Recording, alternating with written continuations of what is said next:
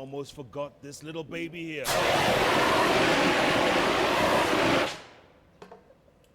Welcome back to Jeff Koinange live at the Villa Rosa Kempinski. Yes, the extinguisher check, it works. Because the best political tag team on TV, Dr. PLO Lumumba and Barrack, with the 2 R's Muyuka, are in the house. And they are waxing lyrical. They are sparing nobody, calling it like they see it. And as I keep saying, we always have to keep talking, because the moment we stop talking is the moment we start fighting. Keep tweeting at It's PLO Lumumba, at Barrack M, at Koinange Jeff, the hashtag Politics 101. Donald B. Kipkorir says, it's always my joy to listen to my BFF. It's PLO Lumumba. Hello, Don. And then there's a quote from Aesop. You guys know this quote, I'm sure. Yes, indeed. He says, we hang the petty thieves and appoint the great ones to public office. Indeed.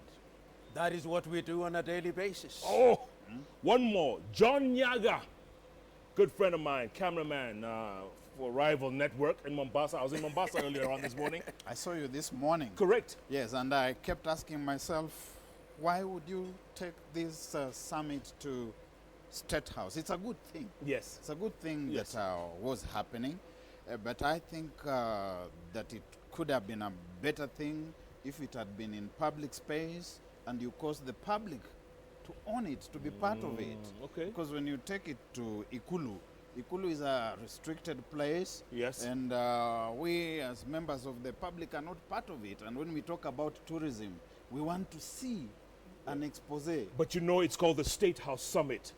And this is like the third one of it. There was one on infrastructure, one on... you don't agree? No, I don't agree. State House is where those high-level meetings should be held, where decisions should be reached. And when you are talking about a tourism summit, in fact, summit itself suggests that you have been building up and that you are getting to the summit, which is the apogee, the apex. Yeah? And as you're getting to the apex, we expect an exposition of Kenya. When we talk about tourism in Kenya, we want, in fact, to see an exhibition or an exposition of what there is to be seen. We want to see the counties being roped in. Yes. And we want, therefore, that as this debate begins taking place, that you in government begin by listening even to the people. You don't begin by preaching. But there were stakeholders in the audience. You know that. Stakeholders from Beach Boys to even hoteliers. Even at home, when I hold meetings with my children, because I usually have family meetings, Yes. I allow them to speak first and listen to them. And when I have heard them, I come up now with a parental summation of what they have been saying. But you cannot do it from the top and expect it to trickle down and expect that it's going to work. Let me finish my message from John Nyaga. Yeah. This is how it started. Absolutely. John Nyaga says, all the bars in Mombasa are watching JKL. As they should. Which is a good thing. And we are live on both KTN Home and you. KTN News. Speaking of tourism, TCAD 6, first time out of Japan. Big deal. They came to Africa, 10,000 delegates, 47 heads of state and government. The cream of the crop was in town for those 3-4 days. But then PLO, we saw a picture of Ghana's John Mahama in the Mara. And we should have seen more of the Mahamas, more heads of state heading to the migration of the wildebeest, the single most spectacular event known to man. Happens every year. This was the time we didn't showcase it. You know, Jeff, we, of course, are being wise after the event. But perhaps one of the things that should have happened is that some of these activities should have been decentralized so that you have the main summit in Nairobi and some are decentralized to the neighboring counties so that we would have something happening in Narok County, something happening in Muranga County, and there would be no harm something happening even in Vihiga. But of course, this is after the event. One of the things that we must do in order to appreciate what has happened is that Kenya succeeded in having this conference held in this country, and I think This kind of activity is very good for the hotel industry. It is good for a tourism industry that has been suffering over a long period. What we must do going forward is to ask ourselves, when we conduct an autopsy, if you may, of this activity, what could we have done better so that going forward we don't miss an opportunity such as this, where we would have showcased our country in its different facets. Yeah, Barrack, do you agree? I think so. I think also I'll be a little more blunt, because I think that Japan should change us, and we also should change ourselves. I start from the reckoning that each time I'm on the road, I see something written in front of me that the car ahead is always a Toyota. And when I look, even the car besides is a Toyota, and the car on the other side is a Toyota, and the car behind is a Toyota, and the car that I'm sitting on is likely to be a Toyota. Yes. And when I count around, I see a Toyota, I see an Isuzu, I see Japan, Germany, Japan.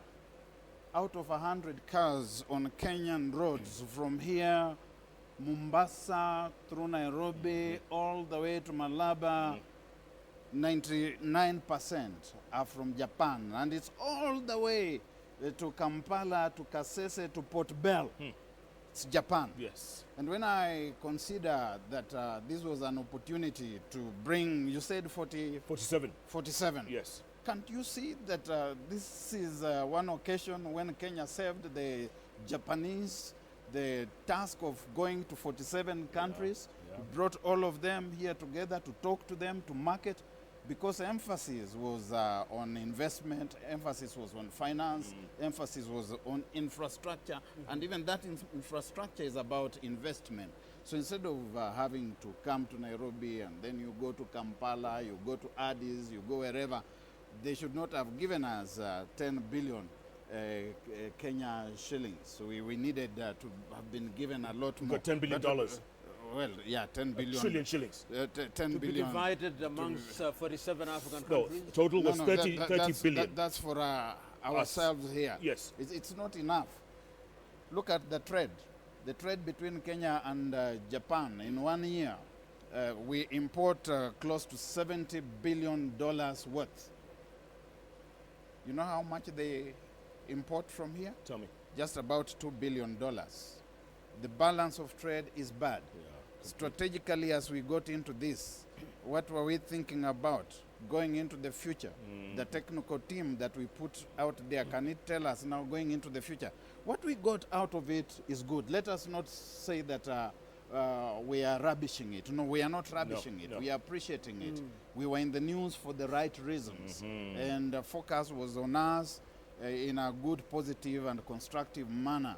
But I think that this is likely to dissipate if we do not come out there clearly with a strategy going forward, seeing how this is going to get into a minutia beyond our importing very many vehicles from Japan. Yeah. And also, how much of this is new money? So a friend of mine was asking me, how much of it is new money? We need the devil is no doubt in the details. The devil is in the detail, Jeff. I hear Barrack, but let us look at it in perspective. The truth is that Africa must style up.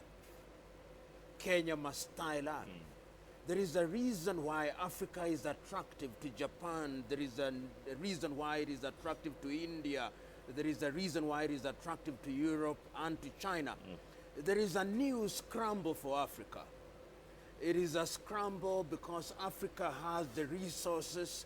Africa has the market. With a population of nearly 1 billion, if you are an exporting country, this is the continent that you want to look at. But it is incumbent upon us as Africans, as Kenyans, to begin to ask ourselves, how can we do things that will improve our balance of trade? What about value addition? Do we continue to export tea right from the farm, our coffee, our minerals and other things? So until the day that Africa learns that there is need for value addition, we'll always play a second fiddle in matters of trade. And the truth is that this cannot be done at bilateral level. I would myself love to see Kenya negotiating as a part of an East African team, Kenya, Uganda, Tanzania, Rwanda, Burundi, and South Sudan, and hopefully Ethiopia, and later Somalia and Eritrea. Because in that sense, we begin to make sense both in terms of population, purchasing population, and both in terms of resources. Yeah. But this is a good beginning. It is a beginning that we can build on. It is something that we can leverage on. And I think that we have made a good initial step, which we can then improve And on. let's face it, gentlemen, from WTO to GES to UNCTAD to UNEA, now TCAD 6, Kenya is being showcased for all the right reasons. And Green Africa yes, next indeed. week, I I think. think these are good things, as we have said. These are certainly very good things, but we must have forward-looking strategies that when we look back 5 years later, 10 years later, we can say that this has been the growth trajectory, and these have been the benefits, and therefore our planners need to very clearly think the whole thing through from start to finish. Absolutely. Gentlemen, let's switch gears real quick. We don't have too much time. Let's talk about the Nairobi gubernatorial race, which has really gotten crowded lately. The latest person to throw her hat in, Esther Passaris. She's thrown her hat in. Kidero's in there, Sonko's in there, Waweru's in there, Bishop Margaret, Miguna, Sakaja, Eugene Wamalwa, Marende. Goodness, this is like a football team almost. And Philip Kisya, Haven't heard him yet. he was had a lot earlier. PLO, your thoughts? You know, my own view is, I haven't even mentioned the incumbent, by the way. you've mentioned him. Oh, okay. There is no harm. This is a democratic exercise, and I'm quite certain that the parties will nominate. Some of these individuals belong to the same political party, so in the process of their distillation, if you may, some of them will fall by the wayside. But what is beginning to worry me, once again, is the ethnicization of the contest. What I believe is that Nairobi needs a governor and an administration that will govern the city in the best interest of the nation. And I look forward to the day when the voting pattern will not be informed by these narrow interests. And if we can achieve that, then we will have an opportunity to put in office a man or a woman who is capable of delivering services so that this city can grow in the manner that it should. I was driving this morning in Umoja and the eastern part of Nairobi, Yes. and in many ways services have deteriorated. One would have loved to see things better because I grew up there, and when one sees what is happening in the schools there and many other things, one cannot help but see that things are not happening in the manner that they should. I look forward, therefore, that whoever is elected will be an individual who will lead a team that will make Nairobi reclaim her glory as it was in the 1970s. Absolutely. And PLO, I heard you gave a really passionate, really strong speech today in Umoja. Yes, indeed. I spoke from my heart, and I told the people nostalgically that I remember the days when it was said of Nairobi that garbage collection was as regular as a religious ritual. How I wish that I could go back to those days. I reminded them how I went to the dispensary, and lo and behold, I could get medicine. How I went into the classroom, and lo and behold, I had exercise books, and how I was served hot lunch from the kitchen in Islay. And I remember those days, how beautiful it was, and how it would have been useful to live in those days. Yeah. And the people agreed with me, nodding approvingly. Would you run for office again, PLO? I never exclude the possibility of running for office, but I always hold the view that we must create an environment where the electorate begins to respond to positive things. As long as the electorate responds to corruption and ethnicity, then I'm out of the race. The reason I asked that is there's someone who tweeted earlier on, if I could just find that tweet, you're going to love it, both of you. You're going to love it. They said, oh, what is this tweet? They said, these two should just be our president and vice president. Someone tweeted earlier on, if I could, Since I'm slightly older, I was slightly older than 2 years in 1964. 64. Yes, I think I should be. No, it's okay. I would not mind. You give it to him. You give it to him. Okay, this was, oh, I found it. Malombe Roy said these two should be president and vice president. Enough said. What do you think? Oh, by the way, okay, let's skip Nairobi. I understand that Anne Waiguru has thrown her hat in for the Kirinyaga gubernatorial seat. Barrack Before we go to Waiguru and Kirinyaga. we must put in a footnote on Nairobi. Because I went to Ofafa-Jericho Primary School many years ago. And I have been visiting Ofafa-Jericho Primary School in recent times on the invitation of the school as an old boy. We're trying to do something about the school. If you go to the classrooms, which I left 44 years ago when I was in Standard 7, they have not enjoyed a fresh coat of paint. 44 years. Even under the government of Governor Kidero, nothing has been done. That you go to Ofafa-Jericho Primary School, and I think that that is a metaphor for many public schools in this city. Yeah. Children sit on broken chairs. A chair with 3 legs, not a 3-legged chair. No. A 4-legged chair that is somehow balancing on 3 legs. Our children in this city of Nairobi, with a governor who has a deputy, and who are supervised or rather monitored and oversighted by a senator and members of a county assembly, that children are sitting and writing on desks without worktops. It's a miracle how those kids manage to write. That if you should be in that school and you should come under pressure, whatever pressure, and you wanted to use washrooms, there are no washrooms. That if you go next door, there's Ofafa-Jericho Secondary School, that the students from the secondary school are now coming to take some of their lessons in the primary school, and you have got big boys who are mingling rather dangerously with little girls.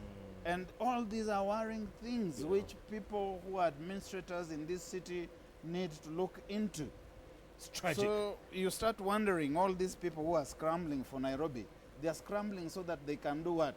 You go next door to Dr. Livingstone Primary School, it's falling apart. You go to Kimathi Primary School, it's falling apart.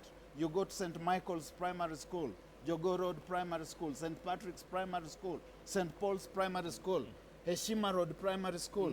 They are dilapidated.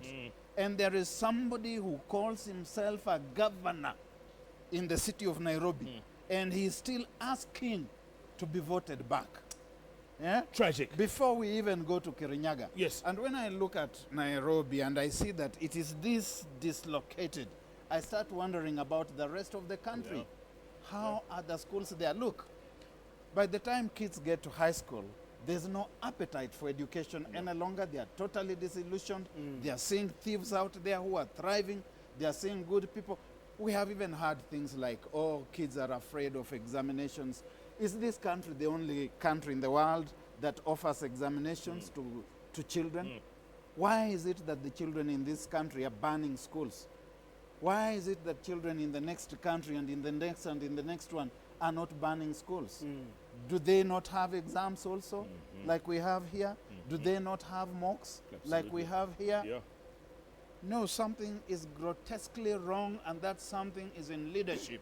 And so these people who are lining up, and I'm a voter in Nairobi, we will be watching them, and we will tell Nairobians the truth about them. Absolutely. For a start, the governor who is there should be red-carded. For a start. Yes. Then we can go to Kirinyaga and Kerugoya and the other counties. And I think that Madam Waiguru has got every right to contest for any position that she desires. In any event, we have seen other people who contest for positions, even when their integrity has been invited into question. I nonetheless think it would be an honorable thing for her to expedite the process of clearing her name because she has not been cleared. No. And it starts looking like the gubernatorial offices are the new gravy train in the country, and everybody wants to get on the gravy train. And it's because there's no accountability in the counties. Yeah. Absolutely. What a shame. It's tragic. It's almost Shakespearean, PLO. You know, when I travel outside of Kenya, sometimes I'm amazed when you look at these motorcades that governors have. And a friend of mine from Uganda, with whom I traveled to one of the counties, said, when a governor was coming, he said, "What is this? Is it the president?" I told him, "This is the governor, and we have 47 of them." He said, "God save your country." So there is a sense in which the gubernatorial seat has now become the attractive seat. And Barrack said it a little earlier. Nobody wants to be a senator because the Senate is dry. lean meat. Yeah. It is the bone without meat in the Kenyan context. It's the gubernatorial seat that allows you to enjoy the largesse that is public wealth, and it's tragic. In other words, what one is saying, and I've said it here before, we must reintroduce hygiene in our politics so that we change the DNA of governance in this country. It is only when the governance DNA is changed that this country will have men and women who will serve their counties in a positive manner. I told you that not so long ago, we had in one county wheelbarrows being bought at 190 something. Yes. That individual has never been punished. Another one where a gate was being was done at 1 million. In my own rural 14 county, 14 million. For a In gate. my rural county, a pit latrine was done for 3 million Kenya shilling. All these things are things you'd think are out of fiction books, but they are happening in this country. And one is saying that we've got to ask the electorate, how do you examine these individuals? Because if we don't, then the leadership of this country will lead the country into the abyss. And we'll only have ourselves to blame. Gentlemen, you have 2 minutes to close. Barrack, you go first. That's your camera. Closing thoughts. Going forward, I would speak to the ordinary Kenyan, the Kenyan citizen like myself, like you, like my brother here, and the others who are watching out there, that eventually we have got the country that we deserve. We have got the leaders and leadership that we deserve. That if Nairobi is potholed, that if in Nairobi we are seeing burst sewers and we are driving through fresh sewage, it's because that is what we have chosen. If we are living in slums without water, without amenities, it's because we have chosen that. And lo and behold, we are entering another elective season, and it is up to you to decide whether, once again, like the man we read of in the Holy Book called Esau, you are going to sell your birthright to the political class, or whether you can do something about it. Absolutely. Spot on. PLO, you get the last word. My countrymen, my view is that this is a country that can be made great. But it will only be great if we as a people are able to liberate ourselves from the chains of corruption and the chains of negative ethnicity. We are once again facing an election. We have an opportunity to put into office men and women who love this country. I'm urging us that the only way we can save this country is to elect people on the basis of what they can deliver. Let us reject individuals whose only claim to fame is that they have stolen public money and they are going to use it to bribe us. Let us reject individuals who will appeal to our emotions so that we vote them from a tribal perspective. The history of this world has demonstrated that democracy can only be oiled by the lifeblood of the people and through vigilance. Let us be eternally vigilant for the sake of this country, for the sake of our children and their children's children. Indeed. Bildad O'Brien summed up my thoughts in this, and he says, I could listen to these two all day. Theirs is a beautiful intelligence. Thank you. Thank you very much, Builder. Gentlemen, Asante sana. always a pleasure. Thank you. Let's keep talking, gentlemen. Let's keep This is talking. beautiful. Asante This is sana. wonderful. Yeah. And yes, these two gentlemen, whom I call who many of you call the best political tag team on TV, have nailed it. That's what this country is all about. It can change. There is hope. But hope begins with you, and you, and you, and you, and you. Think about it going forward. Keep tweeting in the meantime at it's PLO Lumumba, at Barrack M, at Koinange Jeff, the hashtag Politics 101. Tomorrow night, if it's Thursday, you know it's all about inspiration. We have a great guest, we have a great theme. You're gonna love the kind of inspiration we have tomorrow. Make sure you tune in right here on Kenya's television network, KTN. Thanks so much for joining us. Good night. Good luck. God bless Kenya.